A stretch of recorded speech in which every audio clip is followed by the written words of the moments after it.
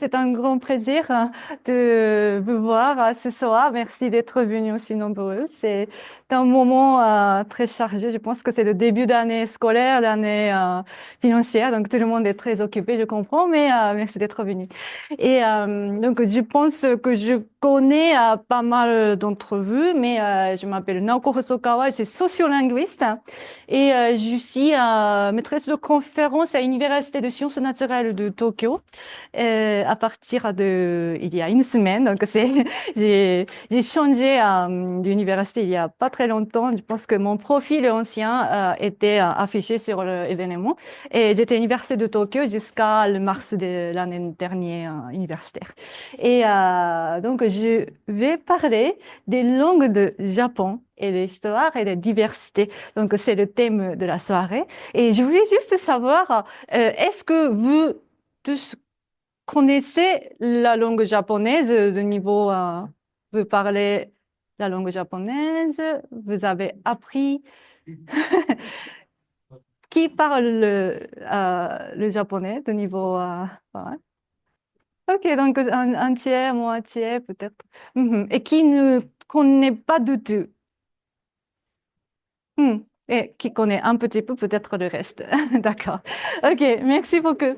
Ouais, pas de souci, ce n'est pas, il n'y aura pas de test, il n'y a pas de, de quiz, d'examen. Ok. Donc, je vais parler un petit peu de mon parcours scientifique pour ceux qui ne me connaissent pas. Donc, mes recherches, c'est sociolinguistique que j'ai dit tout à l'heure. C'est le domaine pour regarder la relation entre la langue et la société.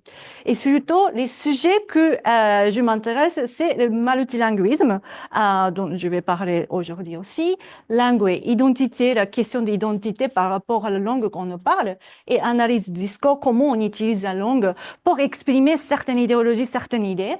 Et durabilité des langues. Durabilité, c'est l'idée très sollicitée aujourd'hui. Et comment on peut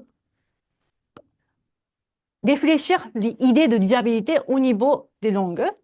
Et enfin, communication interculturelle. Donc, je m'intéresse aussi à l'enseignement des langues étrangères, enseignement de langue japonaise. Et d'ailleurs, j'ai été le prof de japonais pendant longtemps en Angleterre, en France. Et c'est pour ça, ce thème m'intéresse aussi. Ok, et je dirais que je suis maintenant à l'Université de sciences naturelles à Tokyo, mais en fait, pendant les 20 dernières années, j'ai été dans beaucoup d'universités du monde, donc je me suis déplacée très souvent dans ma vie. Que j'ai commencé mes études à Tokyo, au Japon, et après, j'étais aux États-Unis, et j'étais en Angleterre, et où j'ai fait mes études et recherches. Et après, j'étais en France, Paris tout d'abord, et en Italie, à Florence. Et après, j'étais à Strasbourg. Donc, j'ai fait un tournée de monde. Et il y a 4 ans, je suis arrivée au Japon de nouveau, après à peu près 20 ans d'absence. Et j'étais à l'Université de Tokyo jusqu'à l'année dernière. Maintenant, je suis à l'Université de sciences naturelles où je enseigne linguistique et la langue anglaise aussi. Ok, donc ça c'est moi. Et mon livre qui a été publié il y a 2 ans est sur le thème de contact de langue entre l'anglais et le japonais et comment on utilise les mots l'anglais dans la langue japonaise. Et comment on parle de ce thème, comment on traite ces mots empruntés de l'anglais et comment c'est lié à la question de l'identité japonaise. Donc, c'était mon projet de premier livre. Alors, donc aujourd'hui, on va parler plus généralement sur la langue japonaise. Donc, on va commencer le japonais comme la langue maternelle. Combien de personnes parlent le japonais en tant que langue maternelle dans le monde? Vous avez des idées? Il y a 125,3, mais en fait, oui. Oui, mais c'est à peu près la population du Japon. avec quelques autres personnes. Mais dans le monde, dans le niveau mondial, en fait, c'est la 9e place. Donc, on peut dire que le japonais est une langue assez importante au niveau du nombre de locuteurs natifs. Et bien sûr, quelles d'autres langues on connaît comme une langue importante, les langues parlées dans le monde, autant que langue maternelle? Anglais, oui. Mandarin, le chinois. Français, oui, mais ce n'est pas dans le classement. Espagnol, oui. Oui, portugais aussi, parce que la population du Brésil est très importante. Donc, le chinois, au niveau de langue maternelle, le chinois tout ensemble, l'espagnol, anglais, arabe, hindi, bengali, le portugais et le russe. Donc, c'est les langues plus parlées que le japonais dans le monde, autant que langue maternelle. Alors que, et français, c'est un peu moins, parce que la population de la France est moins importante que certains d'autres pays. Mais quand on parle de japonais comme langue étrangère, l'histoire est un peu différente. Donc, nombre de locuteurs de japonais total, langue maternelle et langue étrangère. Combien parlent le japonais? Donc, c'est 125,4 millions. Donc, ça a changé de 0,1 million de locuteurs. Que ça ne change presque pas. Donc, on peut dire que le japonais est une langue importante au niveau de locuteurs natifs, mais le japonais n'est pas une langue internationale. Il n'y a presque pas de locuteur international de japonais. Et bien sûr, aussi, on regarde le nombre de locuteurs total, la langue plus parlée est l'anglais. Et après, et c'est japonais est 13e place. Et au niveau de locuteur, oui, locuteur international, l'anglais est plus parlé. Mandarin, chinois, mandarin.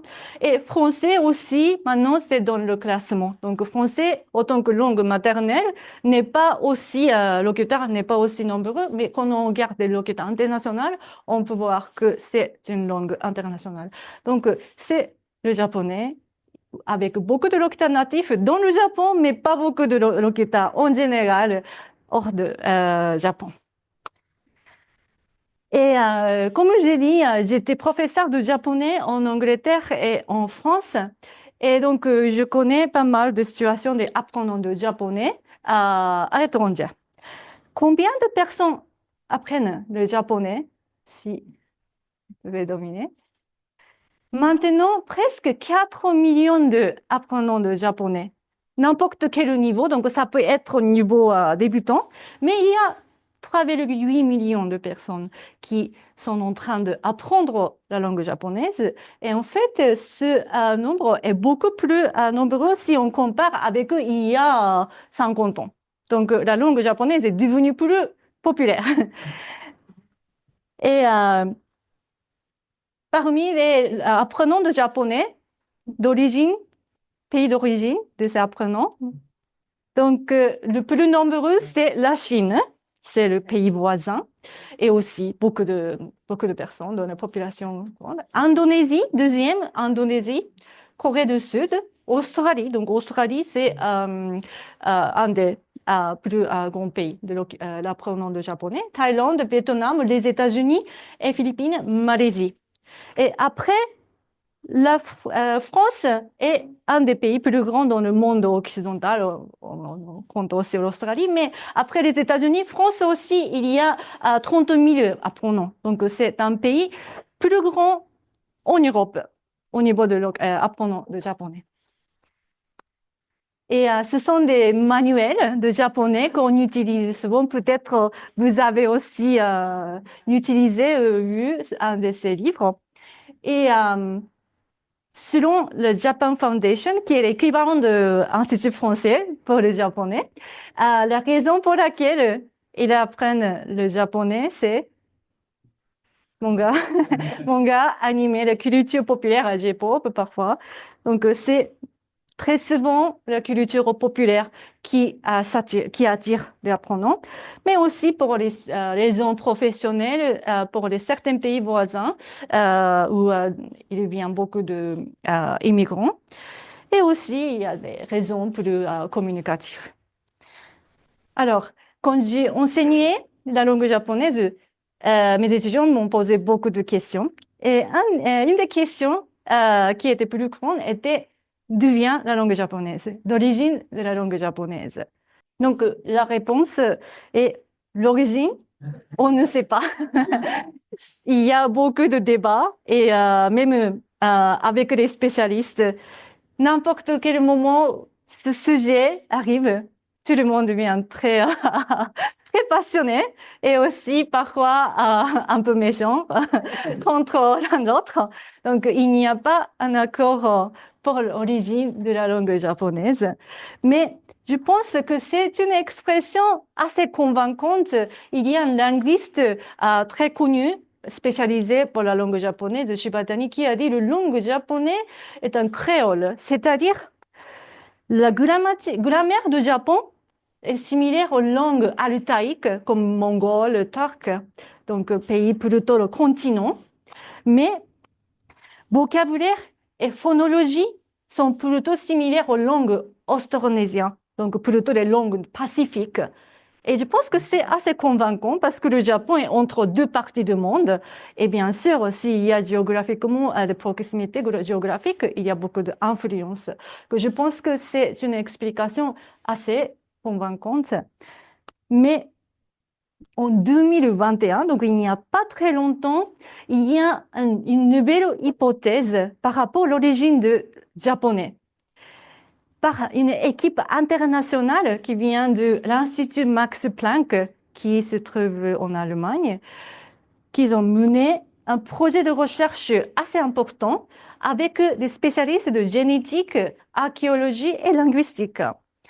Et ils sont arrivés à la conclusion que l'origine du Japon est au cours supérieur de la rivière Liao. Donc aujourd'hui, c'est nord-est de la Chine, presque la frontière avec la Corée.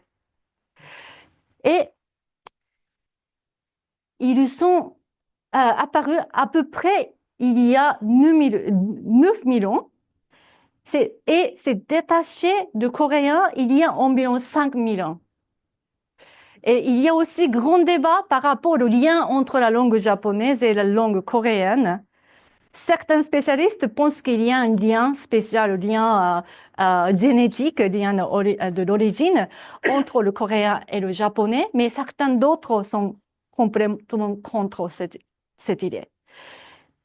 Selon ces spécialistes de ce projet, ils disent que coréen et le japonais viennent de même origine, mais comme le japonais s'est détaché du coréen déjà il y a 5000 ans, il y a très longtemps, alors la différence est devenue plus en plus grande et maintenant il est très difficile d'identifier la liaison entre les deux langues. Donc, c'était leur explication que je trouve très intéressant aussi. Oui. Si on regarde la grammaire du coréen, c'est vrai qu'on trouve beaucoup de similitudes avec la grammaire du japonais. Mais en même temps, même le vocabulaire très basique comme le chiffre 1, 10, entre le coréen et le japonais, il y a une grande différence. On ne peut pas vraiment identifier le lien. Et pour les langues liées, par exemple le français, espagnol, italien, si on compte 1, 2, 3, on peut voir la liaison très évidente. 1, 2, 3, 1, 2, 3, 1, 2, 3. Mais en japonais, c'est hifumi. Et en coréen, c'est hana dulse. Donc, il n'y a pas de différence. Il n'y a pas de similitude. Et c'est pour ça, on ne peut pas être sûr pour la liaison, mais peut-être c'était à cause de séparation très, très précoce.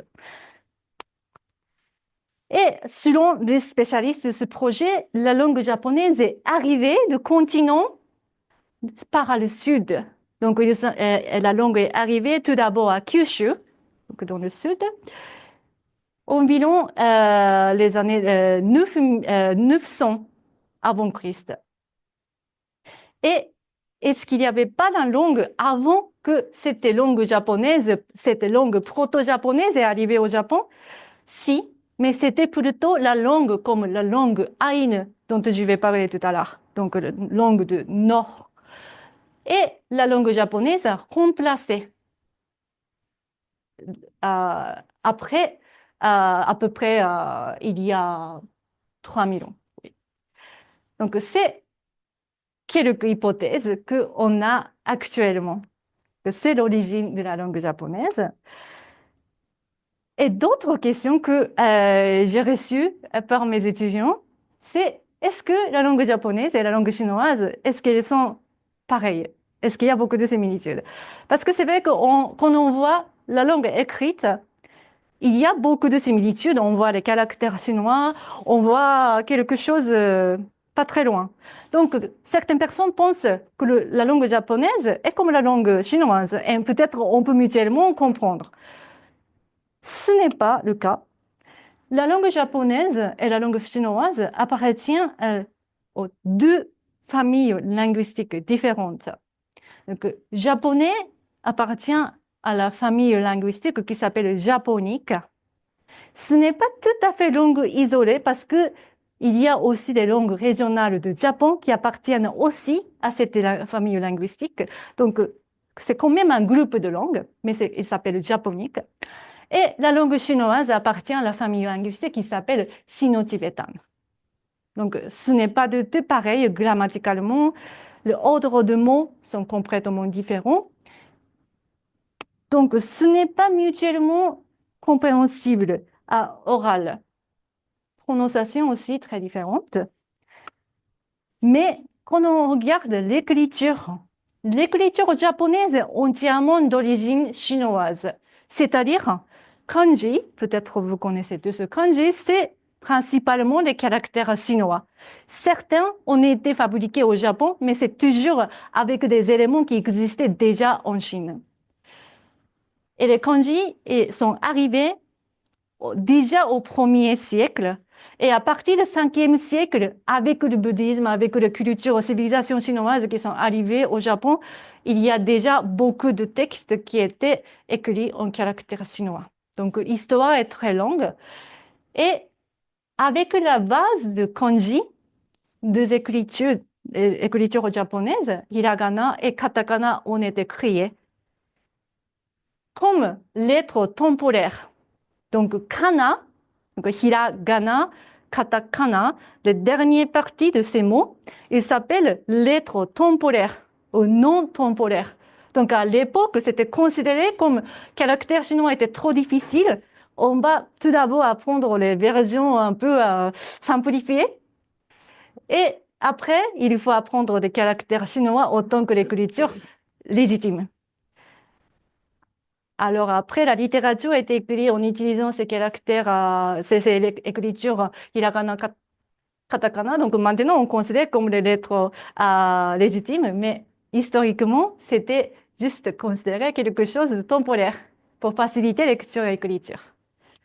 Et ils se sont fabriqués à peu près au 9e siècle. À l'époque, c'était utilisé plutôt pour annotation de lecture de littérature. Donc, l'utilisation n'était pas la même qu'aujourd'hui, mais déjà, les deux groupes d'écriture, hiragana, katakana, étaient dans la langue japonaise au 9e siècle. Et aussi, d'autres raisons pour lesquelles on pense peut-être la langue chinoise est proche à la langue japonaise est que 50% de vocabulaire japonais est sino-japonais. C'est-à-dire, soit importé directement de la Chine, soit fabriqué au Japon à la base de règles linguistiques chinois. Donc, c'est souvent des vocabulaires qui consistent de 2 caractères chinois composés pour une expression. C'est sino-japonais. Et c'est le plus grand groupe de vocabulaire dans la langue japonaise. 50% sino-japonais, à peu près 35% japonais natif et 15% emprunté des langues occidentales.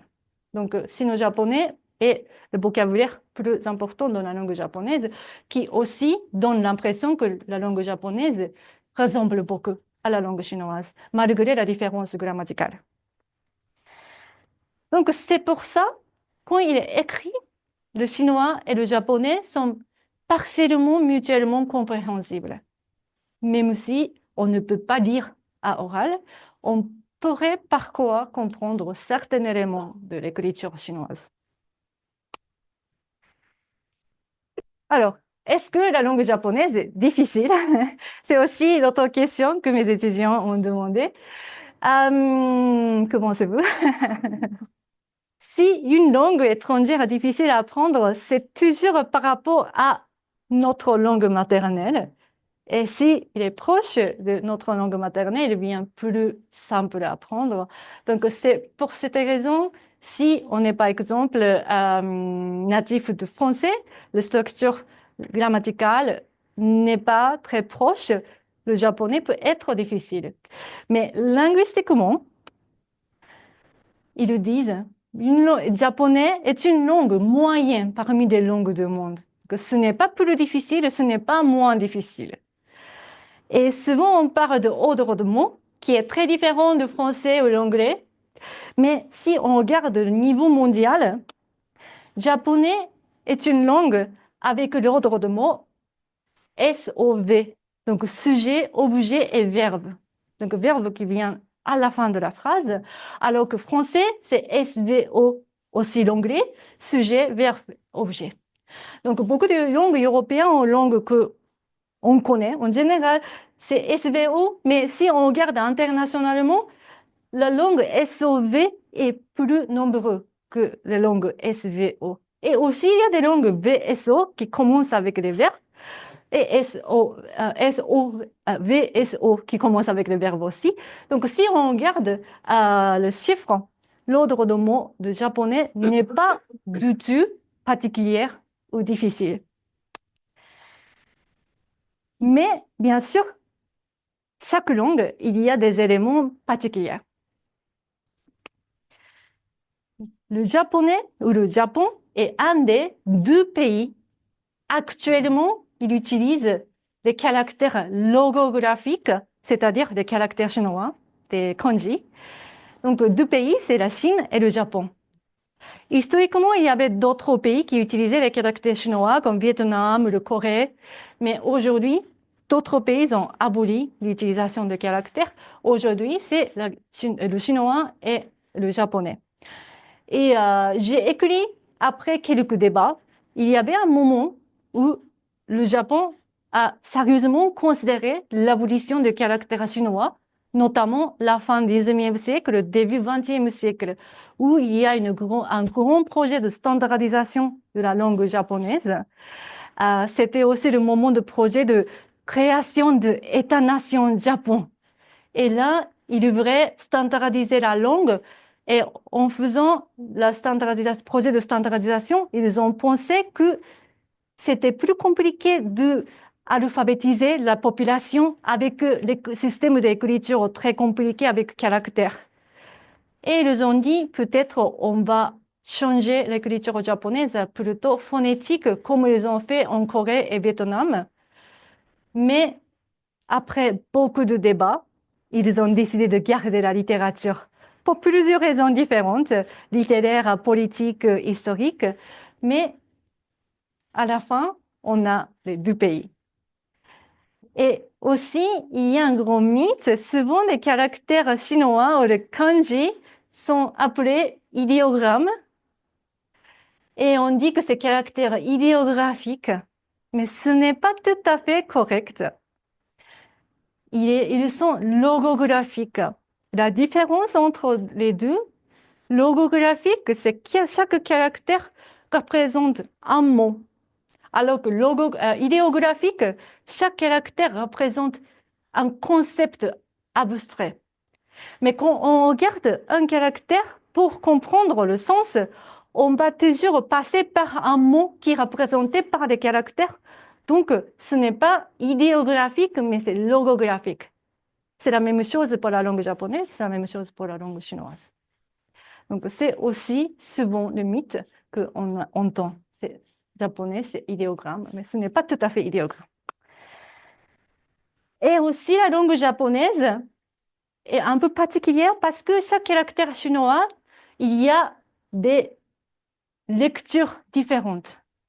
Ce n'est pas le cas en chinois. En chinois, souvent, c'est une manière à lire le caractère, alors qu'en japonais, on peut avoir 20 manières différentes qui peut être très compliquées. Donc, au niveau de l'écriture, on peut dire que le japonais est assez compliqué à cause de l'histoire d'importation des caractères chinois et de vocabulaire chinois, alors que la différence grammaticale entre les deux langues est très importante. Donc, il faut adapter de manière très compliquée. Donc, c'est pour ça on pense peut-être que la langue japonaise est très compliquée quand on regarde l'écriture. Et aussi, c'est intéressant de dire que on entend souvent que les Japonais disent la langue japonaise est très unique, très spéciale et très difficile à apprendre. Il y a certains mythes au Japon, parmi les locuteurs natifs, que la langue japonaise est un peu différente. C'est intéressant. Et c'est pour ça qu'il y a une équipe, l'allemand, qui ont dit l'origine de la langue japonaise était dans le continent, dans la Chine et près de Corée. Apparemment, il y avait beaucoup de personnes qui n'étaient pas contents de savoir que le japonais n'avait pas d'histoire unique. Donc, c'est aussi un peu de mythe de la langue japonaise. Mais en fait, il y a certains éléments qui est très facile pour la langue japonaise, c'est le côté phonétique. Donc, phonème de japonais est en fait très limité. Donc, phonème, c'est variation phonétique. Vous pouvez imaginer quelles langues sont compliquées à prononcer. En fait, au niveau, ça c'est à cause de ton, mais à cause de phonèmes, de variations phonétiques, anglais aussi, arabe. En fait, si on compare le nombre de phonèmes, c'est lituanien qui est en tête de classement, où il y a 59 phonèmes, suivi par danois et allemand. Donc, parmi les langues européennes, c'est plutôt la langue du Nord, et russe, suivi par le français. Donc, le français aussi très compliqué à prononcer, et anglais. Et chinois, pas autant. Même si avec combinaison avec le ton, il peut être très difficile à prononcer. Et le japonais, il n'y a que 22. Et 22, c'est vraiment presque la fin du classement. On peut penser que, vous connaissez ce drapeau? Hein? Hawaïenne. Donc la langue hawaïenne, pas l'anglais, bien sûr, qui est utilisé aussi en Hawaï, mais langue indigène hawaïenne, il n'y a que 13 phonèmes, qui est probablement un des plus simples dans le monde. Donc, c'est aussi une langue pacifique. Et beaucoup de langues pacifiques, de régions pacifiques, sont moins compliquées au niveau de phonèmes, y compris le japonais. Donc, on pense que là aussi, il y a quelques points communs dans toute la région pacifique, comme j'ai montré tout à l'heure. Alors, donc ça, c'était la langue japonaise qu'on connaît et on entend tous les jours. Mais le titre de la conférence était Les langues du Japon. Donc, on pense qu'il y a aussi d'autres langues. Est-ce que vous pensez que le Japon est un pays monolingue?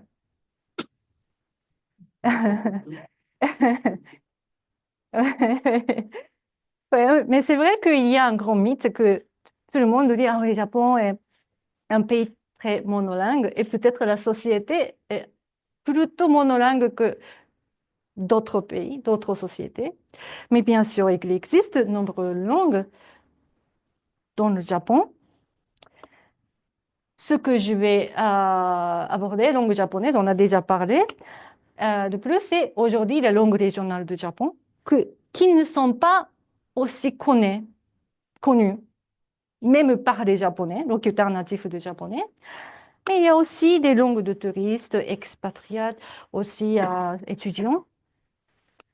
Et il y a d'autres langues. On va parler aussi un peu de langue de signes, langage de signes au Japon.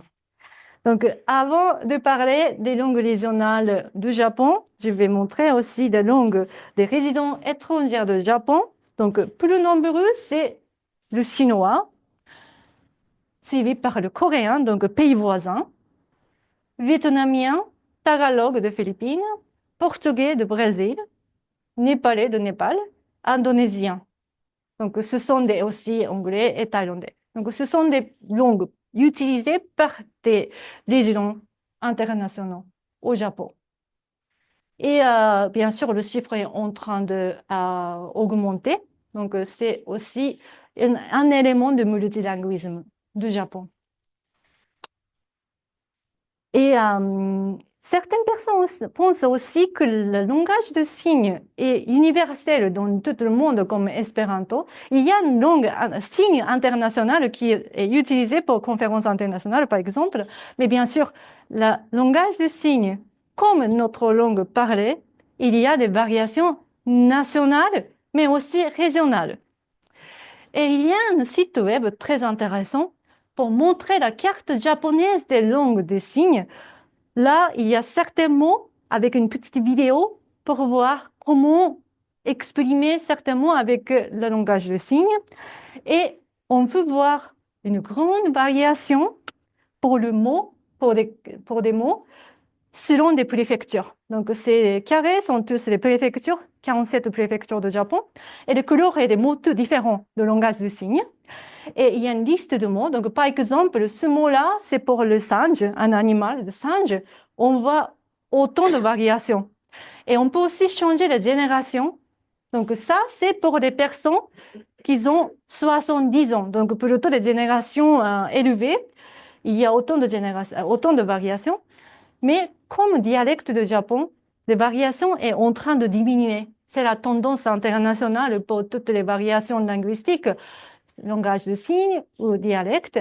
Donc, quand on voit, on change la génération à des personnes de 30 ans, déjà, la variation sont beaucoup moins nombreuses. Donc, on voit quelques préfectures qui utilisent des expressions différentes, mais par rapport à les personnes de 70 ans, c'est beaucoup moins varié.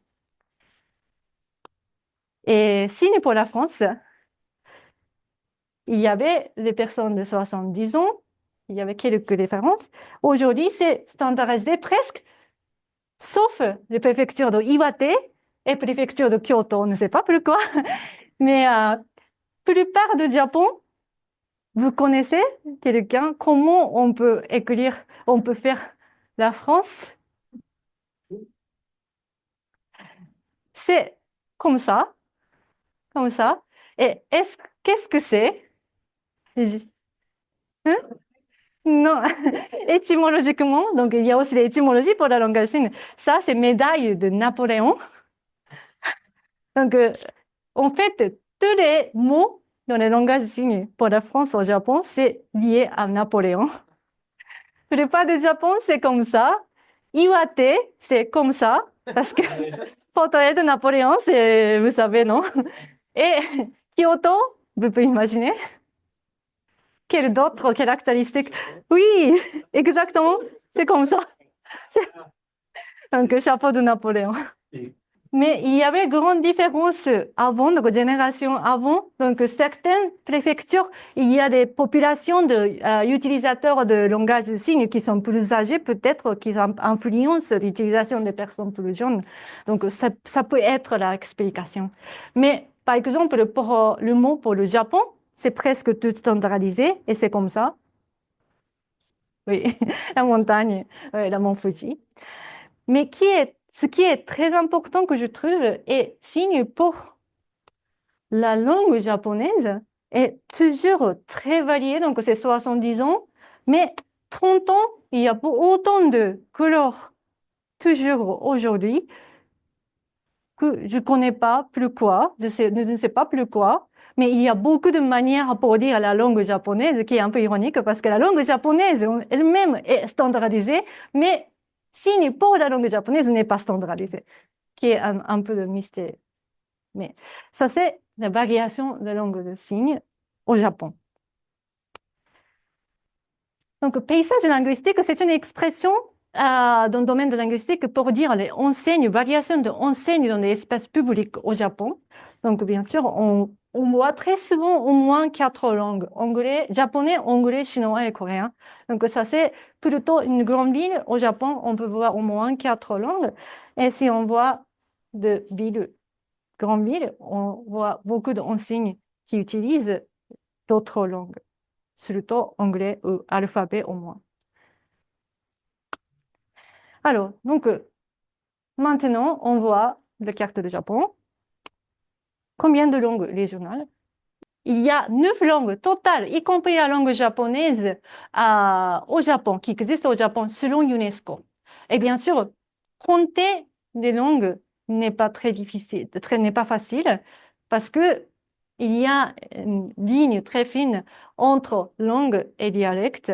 Donc, c'est définition de UNESCO qui le dit.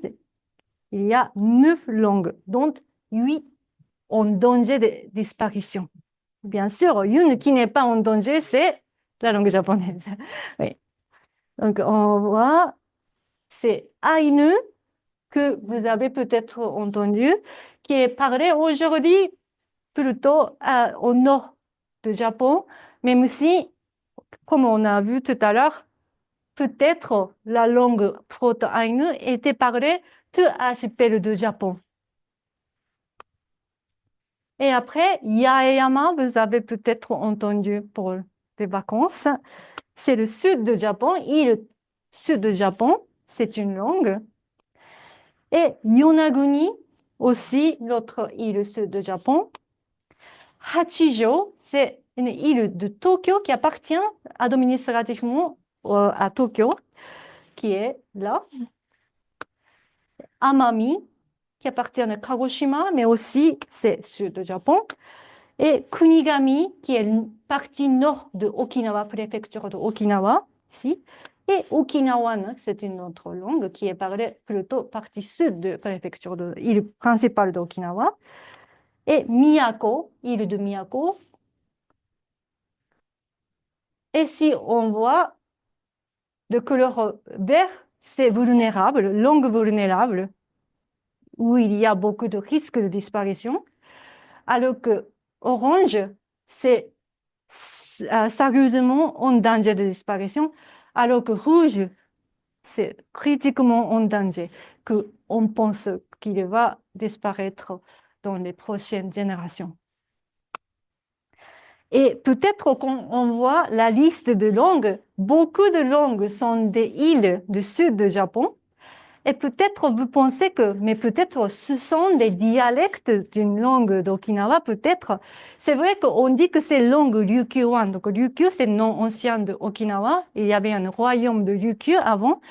Et on dit que, y compris Hachijo, ce sont tous la langue de Ryukyu, qui appartient à la langue, famille linguistique japonique. Mais ils ne sont pas des dialectes. Donc, ils ne sont pas du tout mutuellement compréhensibles. Pour montrer la différence, j'ai listé l'expression pour dire merci pour toutes ces langues. Il y a Ryukyu du Nord, déjà, il y a micro-variantes. Amami, il y a 3 expressions que je ne peux pas prononcer très bien, mais ce n'est pas du tout les mêmes. Kunigami, pas du tout les mêmes. Okinawan, pas du tout les mêmes. Ce sont des langues japoniques, donc si on regarde l'origine étymologique, on peut voir le lien avec le japonais ancien qui a été utilisé il y a des siècles, mais quand on voit l'expression, on ne peut pas vraiment identifier du tout. Donc, on ne peut pas mutuellement comprendre. Et aussi, Ryukyu du Sud, donc les îles plus sud, l'expression Yaeyama, Yonaguni, Miyako. Tout petit mot comme merci, il y a autant de variations. Donc, on peut voir que ce n'est pas un dialecte, que juste les accents différents ou l'expression un peu différente, mais c'est vraiment des langues indépendantes où il y a une structure, l'expression des mots différents.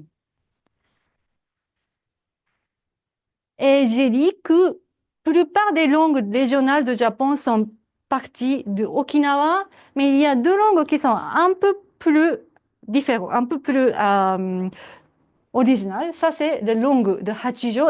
Une de ces langues, c'est la langue de Hachijo, qui est une langue de Tokyo, sud de Tokyo.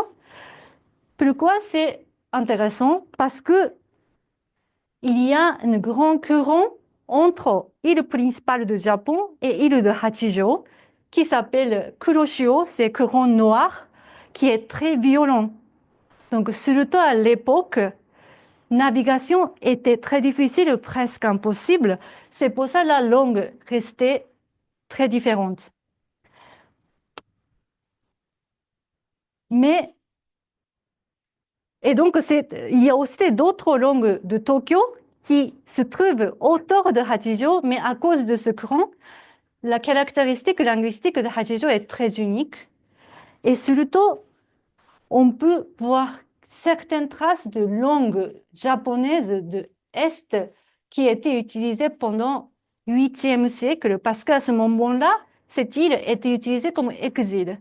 Donc, certaines personnes qui utilisaient le japonais oriental de l'Est, qui sont arrivées à cette île, qui a continué à utiliser cette expression.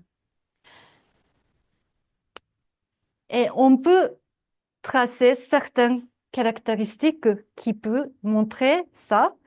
Par exemple, le verbe adjectif japonais ont la même forme pour la forme finale, pour terminer la phrase, et forme continue avant un substantif. Par exemple, pour dire ikimasu, pour aller, iku, ça peut être à la fin de la phrase, watashi wa iku, j'y vais, ou iku toki, quand j'y vais, ce n'est pas la fin de phrase, mais l'expression est la même, alors que le japonais ancien, il y avait le changement, il y avait la différence. Et dans la langue de Hachijo, il y a la différence, iku pour la finale, iko pour continue. La même chose pour adjectif, takai, élevé, haut, on peut utiliser à la fin de la phrase ou avant le substantif aujourd'hui, mais la langue japonaise ancienne, il y avait la différence avant le verbe, avant le nom, takake, donc ça change. Et cette caractéristique existe toujours dans la langue de Hachijo. Donc pour recherche de l'histoire de la langue japonaise, Hachijo est considéré une ressource très importante. Alors, la langue Ainu est encore plus intéressante au niveau de la différence parce que c'est une langue isolée. Il n'y a pas d'autre langue qui est liée dans le monde. Donc, il n'y a pas de famille linguistique qui partage la même famille que Ainu. Mais quand on voit le nom de lieu au Japon, il y en a beaucoup qui viennent d'origine Ainu, même dans l'île principale du Japon. Par exemple, Sapporo, qui trouve à Hokkaido, il s'appelle un fleuve grand et sec. Donc, c'est dans la langue Ainu. Otaru, un fleuve de sable fondu.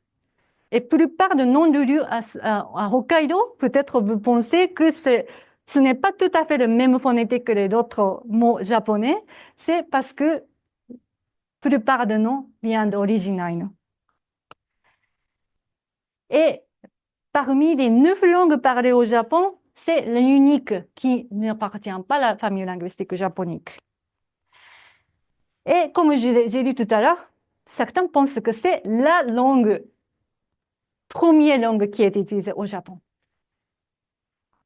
Mais le problème est qu'il n'y a pas beaucoup de locuteurs. Du tout, comme on a vu, la carte du Japon avec le rouge, c'est à peu près 10 personnes locuteurs natifs selon certaines études, mais c'était déjà 2007. Aujourd'hui, ça peut être encore moins comme locuteurs natifs. Et comme les locuteurs natifs et non natifs tout ensemble, aujourd'hui, on pense que peut-être il y a centaines de personnes qui peuvent utiliser la langue pour une conversation de base. Donc, ce n'est pas du tout la langue courante. Et comme c'est une langue qui n'est pas du tout liée au japonais, certaines expressions de Ainu, on ne peut pas deviner la signification. Donc, Ainu, c'est le mot pour dire être humain. Donc, il s'appelle nous, être humain, comme Ainu. Donc, c'est le mot pour tout le monde. Et il a un caractère, bonjour, il a un caractère. Il a yaikere, merci. Donc, ce n'est pas du tout comme le japonais. Et il y a des expressions au revoir pour des personnes qui partent à peu cayenne, personnes qui restent à peu payen. Donc, ce n'est pas du tout comme les japonais. Mais il y a des personnes qui apprennent cette langue pour ne pas faire mourir, ne pas faire disparaître, et certains efforts aussi. Pour rivaliser des langues en danger, il est très important de créer des mots qui correspondent à la vie moderne, vie d'aujourd'hui. C'est une des clés pour faire vivre des langues. Et bien sûr, comme la langue Ainu n'est pas utilisée par beaucoup de personnes aujourd'hui, il n'y a pas beaucoup de mots qui représentent la vie contemporaine. Donc, ils ont créé des néologismes pour remplacer l'expression japonaise pour la technologie, pour la vie quotidienne contemporaine. Je vais montrer un exemple. Un nouveau mot composé, email campi. Il y a deux éléments. Le premier élément, imeru, ça veut dire lumière divine. Comme la culture ainu est très spirituelle, il y a beaucoup de divinités qui étaient représentées par leur concept. Et le lumière divine, c'est imeru. Campi, c'est lettre ou carte. Imeru campi, qu'est-ce que vous pensez que... Quand? Email. Oui, en fait, par hasard, email, ça ressemble déjà à email, même s'il n'y a aucun lien étymologique, mais c'est le mot inventé pour dire email. En fait, lumière divine, c'est utilisé déjà pour dire électricité. Et dans le monde Ainu, quelque chose qui est essentiel pour la vie est divin. Donc, par exemple, le saumon, c'est une poisson qui est très importante source de protéines pour les personnes Ainu, parce qu'au Hokkaido, il fait froid, donc il n'y a pas beaucoup de sources de protéines. Donc, saumon, c'est très important. Et saumon, c'est poisson divin. Et ours aussi, les viandes de ours, c'est très important pour des hivers très sévères au Hokkaido. Et c'est animal divin. Donc, ce qui est essentiel, c'est divin. Donc, dans ce sens-là, électricité, c'est lumière divine. Et lettre de lumière divine, c'est email. Notre mot lié aussi email, donc la lumière divine, électricité, inao ou pasui. Inao ou pasui, c'est baguette magique qui est utilisée rituel de Ainu. Au Japon aussi, il y a des baguettes qui sont utilisées par les rituels religieux. Ils utilisent aussi une baguette pour communiquer avec des dieux. Baguette magique de la lumière. Téléphone. Donc, c'est téléphone portable. Oui, donc ce sont des nouveaux mots qui ont été inventés. Donc, il y a des efforts pour faire continuer la langue, même s'il n'y a pas beaucoup de locuteurs natifs. Et enfin, grammaticalement, la langue ainu est très intéressante et très différente. Il y a même une grande différence pour les pronoms personnels ne, parce qu'il y a deux versions pour dire ne. Donc, normalement, en japonais, ou en anglais, ou en français, il n'y a qu'un mot pour dire nous. Et bien sûr, c'est avec le locuteur et quelqu'un d'autre. Mais pour la langue d'Ainu, il y a une expression aoka pour dire nous inclusive, c'est-à-dire locuteur et interlocuteur. Avec qui le locuteur parle, tous les deux sont inclus pour aoka. Alors que si on dit choka, c'est nu exclusive que locuteur est inclus, mais pas interlocuteur, quelqu'un d'autre. Il y a deux concepts de nu qui est en fait assez logique, mais on prend notre langue comme donnée, donc on pense que c'est un peu bizarre comme concept, mais en fait les deux choses sont très différentes, donc pourquoi pas avoir deux mots différents? Je pense que c'est très convaincant. Et aussi, cette différence existe dans d'autres langues, surtout dans les régions pacifiques, donc comme on a dit, hawaïenne, maori de Nouvelle-Zélande, malais, et vietnamien, donc beaucoup de pays d'Asie du Sud-Est. Donc là aussi, encore une fois, on voit quelques liens entre Ainu et aussi d'autres langues du Pacifique. Alors, comme on a beaucoup de langues régionales, 8 langues régionales, mais on pense que la langue japonaise est principalement une langue dominante. Est-ce qu'il y a à venir pour les langues du Japon? Il n'y a pas beaucoup de natifs. Donc, si on compte que les locuteurs natifs, il n'y aura pas beaucoup d'espoir. Mais maintenant, il y a un effort pour créer nouveaux locuteurs. Donc, on ne dit plus non natifs comme un peu dérogatoire. On dit nouveaux locuteurs pour les gens qui commencent à apprendre ces langues régionales autant que langues étrangères, mais quand même, ils sont des locuteurs. Et il y a une croissance de nouveaux locuteurs multilingues, donc les personnes locuteurs japonais ou personnes locuteurs non japonais, les résidents internationaux du Japon qui apprennent langue ainu ou l'autre langue régionale. Et maintenant, on voit événements linguistiques, par exemple le théâtre de ainu des enfants, qu'on voit des photographies des enfants de japonais aussi, d'enfants non japonais, tout ensemble pratiquent le théâtre en ainu. Aussi, il y a des cours de langue enseignés par des nouveaux locuteurs. Donc, étudiants d'une personne qui a maîtrisé la langue avec leur intérêt culturel, qui offre maintenant leur connaissance à d'autres personnes qui veulent commencer à apprendre ces langues. Donc, il y a certains espoirs pour ces langues et je pense que maintenant, il y a beaucoup d'intérêt plutôt à des étudiants et des jeunes locuteurs de japonais. Donc, ça, c'est probablement la clé pour garder la diversité linguistique du Japon. Que ça, c'est la fin de ma présentation. Et je pense que j'étais très ponctuelle après une heure, donc j'ai bien fait. Donc, ça, c'est la fin de la présentation. Et j'invite, si vous avez des questions, des commentaires, s'il vous plaît,